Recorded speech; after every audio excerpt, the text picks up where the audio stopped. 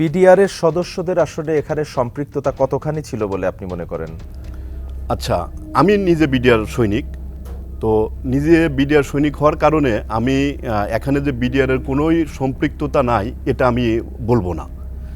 কারণ যে ঘরে অ্যাটাক করা হয় ওই ঘরের লোক ছাড়া ওখানে আক্রমণ সাকসেস হয় না।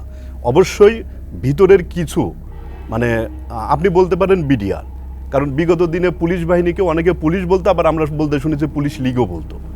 তো আমাদের বিডিআর সৈনিকদের মধ্যে কিছু এরকম বিডিআর লীগ ছিল তৎকালীন সময়ে। আচ্ছা, এমনকি ঘটনার মানে 1 মাস আগেই তো মনে হয় ইলেকশন হয় 2008 সালে। জি জি। ওই ইলেকশনে মানে কিছু বিডিআর সৈনিক প্রকাশ্যে নৌকার মানে ইলেকশন করে এবং ব্যারিস্টার তাপসের সাথে তারা সার্বক্ষণিক প্রায় প্রতিনিয়ত দেখা সাক্ষাৎ করে এবং তাকে মানে প্রতিশ্রুতি দেয় আপনাকে আমরা ভোটে পাশ করাবো, বিনিময়ে আমাদের কিছু চাওয়া পাওয়া আছে। মানে পরিকল্পনাটা তাহলে আগে থেকেই চলছিল? মূলত পরিকল্পনাটা আমি যতটুকু এই ঘটনার পরবর্তীতে স্টাডি করছি, কারাগারেও মানে যারা এই ঘটনা জানতেন তাদের সাথে কথা বলার সুযোগ হয়েছে। মূলত আমরা মানে ঘটনার দিন পর্যন্তও জানতাম না যে লিফলেট ছড়ানো হয়েছে, অথচ জেলে গিয়ে জানছি যে লিফলেট প্রায় ফেব্রুয়ারি মানে 1 মাস আগে থেকেই লিফলেট বিতরণ করা হয়েছে। এই ঘটনার সময় নেতৃত্ব বা নির্দেশনা কারা দিচ্ছিল বলে আপনার কাছে মনে হয়েছে? যেহেতু আপনি একজন বিডিআর এর সদস্য এবং আপনি নিজে সেখানে উপস্থিত ছিলেন, নেতৃত্ব বা নির্দেশনা কোথা থেকে আসছিল? আচ্ছা, এখানে দেখেন যারা ভিতরে কাজ করছে তাদের নেতৃত্বের কোয়ালিটি গুণাবলী এগুলো আমি বিশ্বাস করি না এদের নেতৃত্ব দেওয়ার মতো সেই হিম্মত সেই কোয়ালিটি থাকতে পারে। কারণ আমরা যারা সৈনিক আমরা এসএসসি পাস করে মানে এই ডিপার্টমেন্টে আসছি, কেউ সর্বোচ্চ ইন্টার পাস, অনেকে অনেক শিক্ষিত হয়ে মূলত নেতৃত্ব দেয় কারা? যারা পলিটিক্যাল লিডার, যারা অনেক সামাজিক কাজের সাথে জড়িত। তো মূলত নেতৃত্ব আসছে ওখান থেকেই।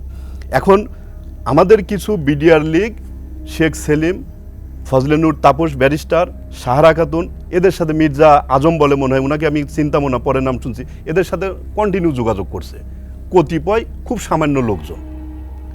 তারা কেন যোগাযোগ করলো? এই মানে লিগে লিগে মিলে গেছে। এখন আমি তো আর তাপসকে চিনি না, আমি তো মানে পলিটিক্সও বুঝি না, তো সে কারণে নেতৃত্বটা মূলত পরিকল্পনা ওখান থেকে আসছে। তবে এখানে একটা কথা আছে, সে কথাটা হচ্ছে এখানে হত্যার পরিকল্পনাটা কে করলো? আমার যতটুকু এখানে জাস্টিফাই করার সুযোগ পেয়েছি এবং এটার পেছনে উদ্দেশ্যটা কি ছিল বা কাদের উদ্দেশ্য ছিল? আমি যতজনের সাথে কথা বলেছি যারা এই ঘটনার সাথে মানে মনে করেন যে 1 থেকে 10 পর্যন্ত এইরকম ফিগারের সাথে আমার দেখা কথা কারাগারের মধ্যে, এবং ওতপ্রোতভাবে জড়িত। এর মধ্যে একজনের নাম না বললেই নয়, যাকে বলা হয় পিলখানা হত্যাকাণ্ডের নাটের গুরুও বলা হয়, সিপাহী সেলিম রেজা। মূলত সেই সেলিম রেজারও স্টেটমেন্ট, সে এই হত্যাকাণ্ড সম্পর্কে কিছুই জানে না, যদিও সে তাপসের সাথে মিটিং করছে, অন্যদের সাথে মিটিং করছে, এই ঘটনার পরিকল্পনা করছে। কিন্তু তার পরিকল্পনাটা কি ছিল? তার পরিকল্পনাটা ছিল হচ্ছে অফিসারদেরকে জিম্মি করতে হবে, জিম্মি করে তাদের দাবি দেওয়া মানে আদায় করতে হবে।